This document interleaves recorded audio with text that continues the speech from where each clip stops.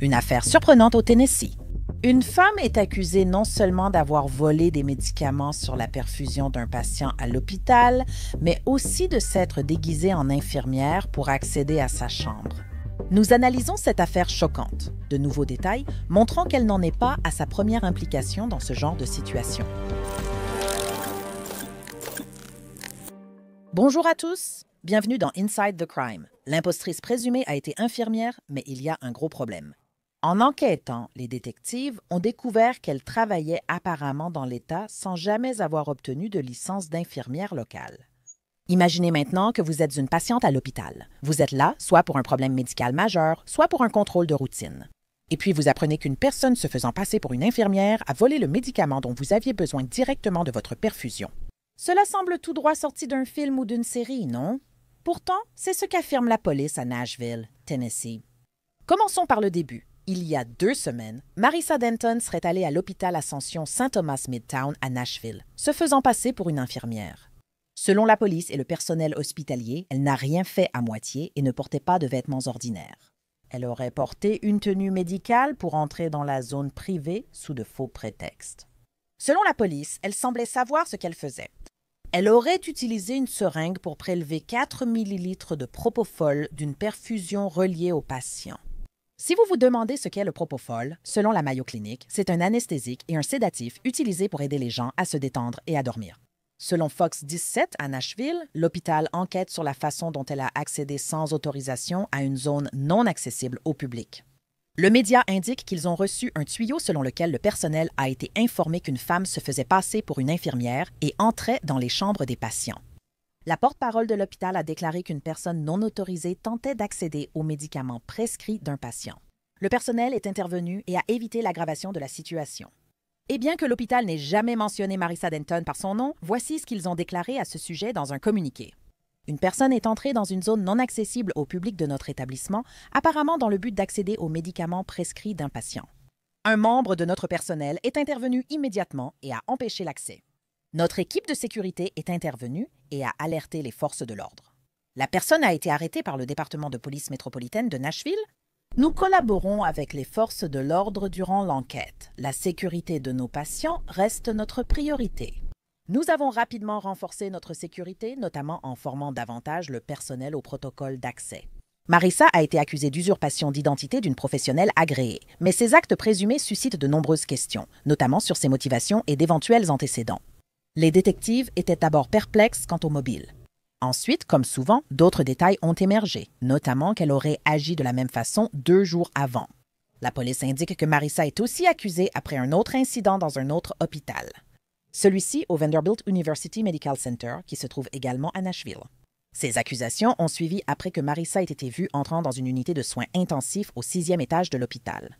Elle aurait également été vue là-bas, portant une blouse médicale bleue et un masque facial, se faisant passer pour une infirmière. La police affirme qu'elle a illégalement pénétré dans la chambre d'un patient et retiré 100 millilitres de propofol sans autorisation.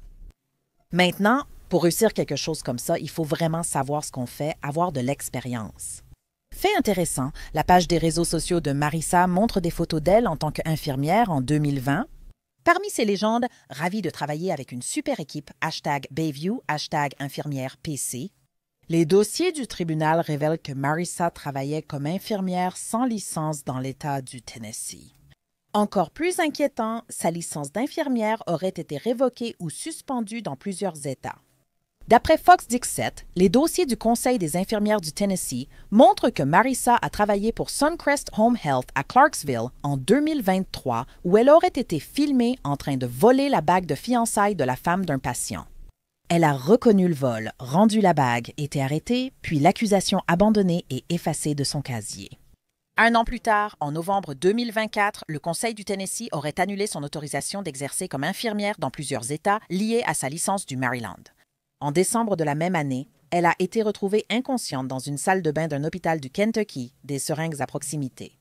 Les détectives affirment qu'elle a reconnu avoir pris du propofol et du Dilaudid, un opioïde. Le Conseil des infirmières du Kentucky aurait suspendu son droit d'exercer. 9 mois après cet incident, cela conduit à ses affaires les plus récentes. Elle est accusée de 2 usurpations d'identité de professionnels agréés et d'un vol. Sa caution dépasse 125 000 dollars. Elle doit comparaître devant le tribunal cette semaine. Alerte juridique de Law and Crime. Des allégations affirment que des applications comme DraftKings et FanDuel sont conçues pour rendre dépendants. Ces entreprises valant plusieurs milliards de dollars continueraient, selon les allégations, à privilégier le profit au détriment de la sécurité. Chaque pari gratuit, chaque combiné boosté et chaque gain déclenchent une montée de dopamine, rendant le divertissement addictif et néfaste. Ils vous rendent dépendant en vous faisant poursuivre des gains inaccessibles, vous piégeant dans un cycle pouvant causer d'importantes pertes financières et nuire à votre santé mentale. Nos sponsors juridiques poursuivent l'industrie des jeux d'argent en ligne pour obtenir une compensation pour les personnes touchées.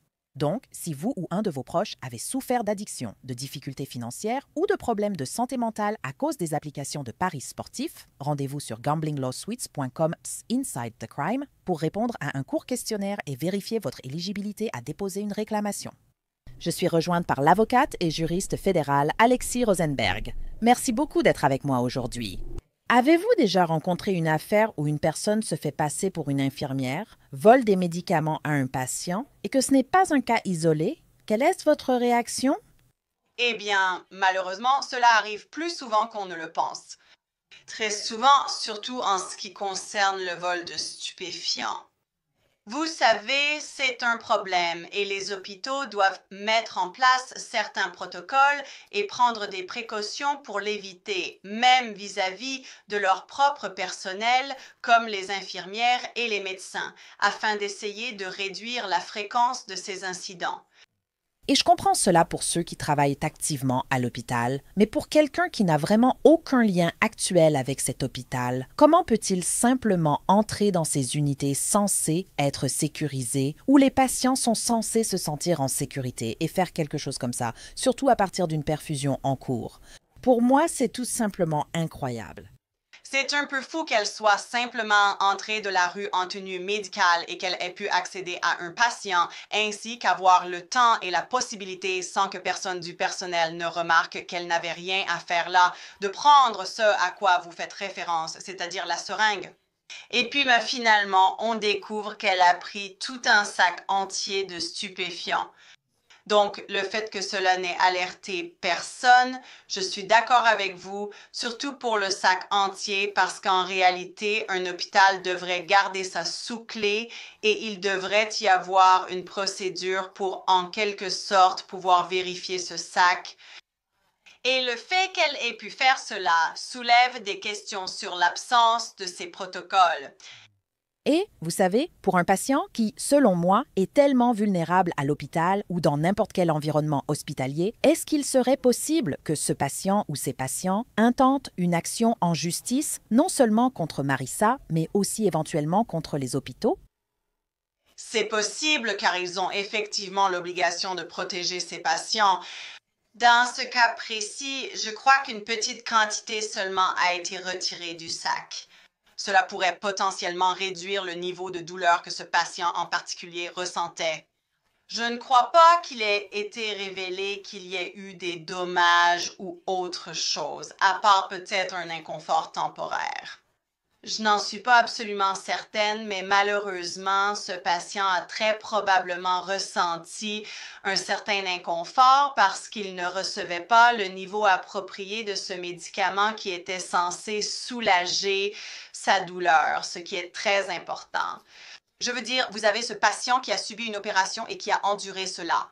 Donc, il pourrait intenter un procès contre l'hôpital à cause de cela, mais il devrait prouver des dommages, vous savez, un certain type de préjudice et l'ampleur de celui-ci. L'autre problème, c'est qu'elle est effectivement allée voir de nombreux patients. Je crois qu'il s'agissait de plus de 100 dossiers de patients dans l'un des hôpitaux, ce qui constitue une violation de la loi HIPAA. Et s'ils n'ont pas de protocole, il y a des sanctions civiles, ce qui signifie que l'hôpital n'aurait pas à payer le patient, mais devrait payer une amende au gouvernement pour ne pas avoir mis en place les protocoles appropriés et avoir permis que cela se produise. En tant qu'expert dans ce domaine, selon vous, qui serait le principal responsable en cas de plainte civile? Est-ce Marissa Denton ou est-ce l'hôpital, étant donné que tout cela s'est produit là-bas? Eh bien, il n'y aurait pas de sanctions civiles contre l'hôpital en parlant de la loi HIPAA. Maintenant, en ce qui concerne Denton, il est probable qu'elle n'ait pas d'argent. Donc, même si ce patient en particulier à qui elle a volé les narcotiques, vous savez, avec la seringue, devait la poursuivre en justice, il est très probable qu'il n'y ait rien à obtenir parce que maintenant, elle a tout perdu. Vous savez, elle n'a plus de licence dans aucun État. Donc, il n'y a probablement aucune possibilité d'obtenir de l'argent. Maintenant, contre l'hôpital, oui, il y a une réclamation potentielle, mais dans quelle mesure le patient a-t-il été lésé par ce qui s'est passé? La sanction civile et l'absence de protocole sont très préoccupantes. L'hôpital devrait être en mode d'enquête complète pour comprendre comment cela a pu se produire et comment ils vont avancer afin que cela ne se reproduise plus jamais. Ce dossier suggère que cette personne l'a déjà fait auparavant. Et donc, étiez-vous surprise d'apprendre que Marissa aurait exercé comme infirmière dans le Tennessee sans jamais avoir eu de licence dans cet État en particulier? Maintenant, elle a détenu des licences dans d'autres États, mais celles-ci ont été révoquées. Parlez-moi un peu de la façon dont tout cela fonctionne. Lorsqu'une personne exerce comme infirmière dans un État, puis se retrouve à exercer dans un autre État, mais sans licence. Comment tout cela peut-il arriver? Eh bien, l'hôpital est censé vérifier les qualifications. En gros, quand ils embauchent une infirmière, ils vérifient qu'elle est en règle et qu'elle possède un permis approprié. Donc, il semble qu'il y ait eu un manquement à ce niveau-là. Bien que je pense, comme tu l'as mentionné plus tôt, qu'une fois elle soit simplement entrée de la rue. Donc, elle n'était pas employée par l'hôpital. Je crois qu'à l'autre hôpital, avant qu'elle perde sa licence et où il y a eu des violations de la HIPAA, elle y travaillait peut-être, mais pas comme infirmière diplômée. Je n'en suis pas sûre. Avant novembre 2024, elle avait effectivement une licence dans plusieurs juridictions différentes. Il y a eu un incident. Je ne me souviens plus dans quel État en particulier, mais elle a été accusée de vol et en lien avec cet incident, sa licence a été révoquée. Maintenant, quand vous avez une licence dans plusieurs États en tant qu'infirmière et qu'un État révoque votre licence, les autres États vont suivre parce qu'on ne veut pas que quelqu'un dont la licence a été révoquée dans un État puisse simplement déménager dans un autre État et continuer à exercer alors qu'il y avait une raison valable pour révoquer sa licence. Donc, je pense qu'après cela, c'est à ce moment-là qu'elle est entrée, ce qui laisse penser qu'elle a potentiellement un problème de dépendance, ce qui serait la motivation derrière tout cela. Nous n'en sommes pas certaines, mais il semblerait que ce soit peut-être le cas, qu'elle entrait et maintenant faisait semblant ou usurpait l'identité d'une infirmière pour avoir accès à ces stupéfiants. Et où penses-tu que se trouvait la limite entre d'accord, il faut l'arrêter maintenant, et le moment où quelque chose comme ça aurait pu arriver, ce qui a fini par se produire, et maintenant nous sommes dans la situation dans laquelle nous nous trouvons? Penses-tu qu'il aurait été possible de l'arrêter à un moment dans le passé? J'aurais aimé voir le premier conseil d'agrément à qui cela a été signalé la placer dans un programme quelconque. Donc, les conseils d'agrément, parce que c'est un problème qui survient malheureusement assez régulièrement lié à la dépendance. Ils ont des programmes dans lesquels ils peuvent placer ces infirmières, ces professionnels de santé, et même les avocats ont des programmes similaires que nos conseils d'agrément ont mis en place pour surveiller et imposer certaines restrictions. Parfois, vous savez, ils peuvent encore travailler, mais cela doit être supervisé. Cela dépend de la situation. Donc, j'aurais aimé qu'elle intègre l'un de ces programmes afin qu'elle puisse obtenir l'aide dont elle avait besoin et potentiellement conserver sa licence. Il semble que quoi qu'il se soit passé, vous savez, elle aurait pu simplement ignorer l'avis concernant cette plainte initiale contre elle. Et dans ce cas, ce conseil n'aurait eu d'autre choix que de révoquer sa licence parce qu'ils doivent protéger le public de ses actions. Donc, il semble qu'elle était peut-être déjà trop avancée dans ce processus d'addiction présumée et qu'au moment où le conseil de licence est intervenu, elle n'était pas forcément prête à accepter de l'aide. Bien sûr, nous n'en sommes pas certaines. C'est juste que j'exprime simplement certaines choses que j'ai pu observer au cours de ma carrière. Et il n'y a probablement aucune chance, jamais, qu'elle puisse récupérer son permis d'une quelconque manière, n'est-ce pas? Je ne dirais pas qu'il n'y a pas de chance. Une procédure existe. Elle devrait pouvoir Prouver qu'elle a suivi le traitement nécessaire et aussi vous savez qu'elle vous savez, sobre, vous savez, depuis un certain temps. Et ensuite, elle pourrait potentiellement y retourner dans certaines juridictions. Et cela varie d'un État à l'autre, mais elle pourrait essayer de faire une demande pour récupérer son permis. En général, ce qui se passe, c'est qu'il faut retourner dans le premier État qui a révoqué votre permis, puis vous savez faire une demande et obtenir leur accord pour vous permettre de récupérer votre permis sous une certaine forme. Et ensuite, vous pouvez retourner dans les autres États et le faire. Je ne dirais pas que c'est impossible, mais ce serait un vrai parcours du combattant. Surtout probablement à la lumière de cette affaire aussi. Et compte tenu des accusations auxquelles elle fait face en ce moment, parce que je suppose qu'il est possible que d'autres accusations soient ajoutées. Mais est-ce que tu es surprise que quelque chose comme, par exemple, une agression aggravée n'ait pas été ajouté à la liste des accusations auxquelles elle fait face, ou quelque chose d'un peu plus grave que simplement usurpation d'identité d'infirmière et vol? Es-tu étonnée que d'autres accusations ne soient pas encore portées contre elle? Eh bien, usurper l'identité d'un médecin est un crime. Tu sais, elle pourrait risquer jusqu'à 15 ans de prison. Mais ce qui m'a un peu surprise, c'est qu'à ce stade, il semble qu'elle n'ait qu'un délit mineur pour avoir volé des stupéfiants en se faisant passer, tu sais, pour une professionnelle. Donc, c'était plutôt surprenant. On n'a pas, tu sais, il y a peu d'informations sur ce qui s'est passé plus tard, tu sais, l'année dernière, en 2024. Donc, il pourrait potentiellement y avoir des accusations liées à cet incident également.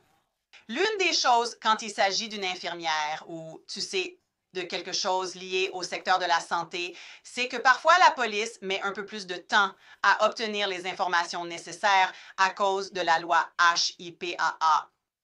Donc, il y a certaines démarches à suivre pour que l'hôpital ou les cabinets médicaux puissent transmettre ces dossiers aux forces de l'ordre. C'est peut-être pour ça qu'elle ne l'a pas encore reçu. J'espère simplement que lorsque ce sera jugé, elle obtiendra l'aide dont elle semble avoir besoin parce qu'à mes yeux, c'est quelqu'un qui a besoin de suivi psychologique et d'une thérapie contre l'addiction plutôt que d'être envoyé en prison. À quel point est-il difficile de traiter une affaire de ce type lorsqu'il faut gérer des éléments sensibles comme des dossiers médicaux à examiner en détail lors de la découverte, ainsi que d'autres questions juridiques et les preuves? Mais à quel point est-ce difficile, cette affaire pourrait-elle vraiment être jugée bientôt si elle va jusqu'au procès? Eh bien, une fois que vous avez dépassé la question de la HIPAA et qu'ils peuvent obtenir les vrais dossiers, ce n'est pas si difficile parce qu'ils devraient, vous savez, on parle d'un narcotique, donc il y a un suivi de ceux-ci. Ils doivent le faire quand il arrive, combien l'hôpital en a, comment il est distribué. Donc, l'hôpital devrait avoir ces dossiers facilement disponibles une fois qu'ils ont l'autorisation de les divulguer. En ce qui concerne l'usurpation d'identité, je pense que c'est assez clair parce que dans cette situation particulière, le mari de la patiente a pu, d'après ce que je comprends, identifier ce qui s'est passé, c'est-à-dire qu'elle est allée là-bas, il y avait une seringue.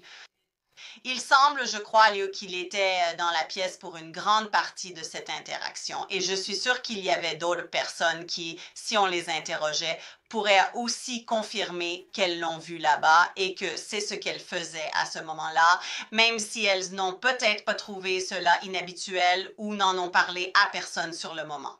Et je suis sûre qu'à l'intérieur d'un hôpital, il y a beaucoup de caméras de surveillance et de preuves vidéo que de nombreux enquêteurs et procureurs peuvent également examiner. Et Alexis, je suis curieuse, que penses-tu qu'il va se passer ensuite concernant son affaire? Penses-tu qu'elle pourrait accepter un accord de plaidoyer à un moment? Comment penses-tu que son avocate va défendre cette affaire, au-delà du fait d'évoquer, tu sais, des problèmes de santé mentale ou une possible dépendance à la drogue? Je veux dire, je pense que son avocate essaierait de négocier un accord de plaidoyer dans cette affaire, tu sais, et ce serait probablement le cas. Je ne vois pas vraiment de défense parce que, rappelle-toi, la consommation de drogue n'est pas une défense. Tu sais, dire que tu as une dépendance n'est pas une défense face à ton crime. Lors de la condamnation, cela peut être retenu comme circonstance atténuante selon la juridiction, mais cela ne serait pas pris en compte lors du procès. Donc, vous savez, dans le meilleur des cas, si je la représentais, j'essaierais de négocier un accord de plaidoyer à ce sujet. Mais j'espère vraiment qu'au final, comme je l'ai déjà dit, elle recevra de l'aide parce que ce que l'on voit dans son comportement et dans les précédentes accusations, il semble que tout cela soit lié à une forme d'addiction plutôt qu'à quelqu'un qui essaie de nuire à un patient, ce que je ne perçois pas ici. Maintenant, au final, prendre les narcotiques d'un patient ou tout autre médicament ou usurper l'identité d'un professionnel, c'est illégal et cela aurait très bien pu causer beaucoup de dégâts. Et malheureusement, cela aurait pu arriver. Mais heureusement, dans ce cas, il ne semble pas que ce soit le cas. Oui, heureusement, les patients vont bien. Alexis, merci aussi pour ton analyse de cette affaire. J'apprécie vraiment le temps que tu nous as accordé aujourd'hui. Avant de te laisser partir, y a-t-il autre chose que tu aimerais ajouter, peut-être comme une sorte d'avertissement pour d'autres personnes qui pourraient essayer de faire la même chose, et à quel point cela peut vraiment être grave? Eh bien, je pense qu'en tant que patiente, tu dois défendre tes propres intérêts. Il semblait que ce mari défendait les intérêts de sa femme. Et si tu te retrouves dans une situation où tu sors d'une opération, que tu as déjà subi une intervention et que tu sais comment tu réagis, disons, aux antidouleurs et que tu as l'impression d'avoir plus mal que d'habitude, alors je le signalerai absolument à quelqu'un.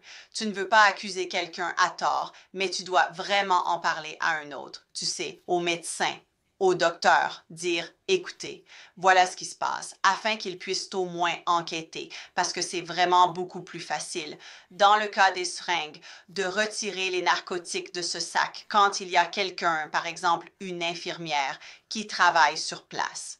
Il y a bien sûr beaucoup de bonnes infirmières. On ne veut pas, tu sais, mettre tout le monde dans le même panier, mais la dépendance est un problème aux États-Unis. Eh bien, des paroles très sages, Alexis. Encore une fois, merci beaucoup pour ton temps et ton éclairage sur cette affaire. Je t'en suis vraiment reconnaissante. Merci de m'avoir invité. Les registres montrent que Marissa Denton doit comparaître au tribunal le 30 septembre. Aucun plaidoyer n'a encore été enregistré. Merci de nous avoir rejoints dans Inside the Crime. Je suis Elisabeth Miller.